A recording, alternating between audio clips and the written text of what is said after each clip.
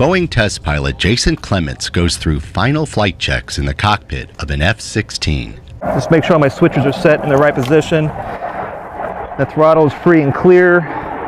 Lights are on. X-ray Tango radio check.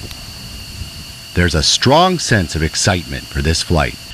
Shortly before takeoff, with the engines whining and a cockpit cooling system blowing at its max, Clements exits the cockpit. He then closes the canopy via a remote switch. Powered up and ready for flight, the F-16 begins to roll down the runway without a pilot in the cockpit.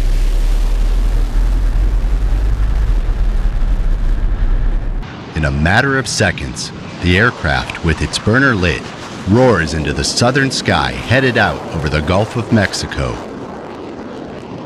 It's the first time ever an F-16 has flown without a pilot in the cockpit.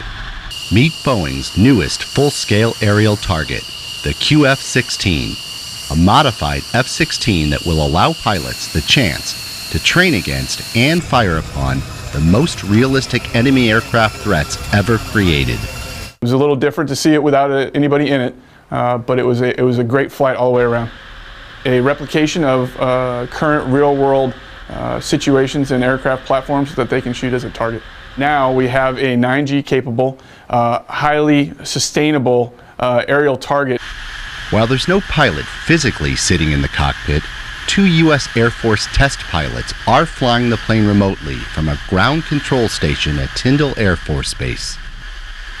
Today, no pilot in the cockpit. It gets you a little more on your toes, on edge, but the flight itself went very well. It went as advertised. The jet performed well and did what it was supposed to do.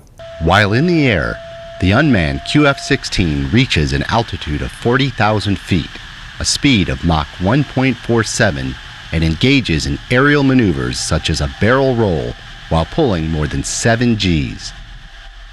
F-16 and F-4 chase planes off the port side follow the QF-16 as it makes its final approach back to Tyndall and picture-perfect landing. Got the jet in the air, flew great, everything worked great, made a beautiful landing, probably one of the best landings I've ever seen, and stopped right on the center line. So no, it was a great mission.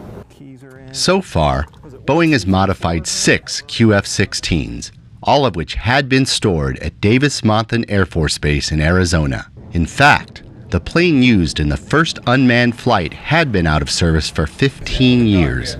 Modifying the F-16s to fly remote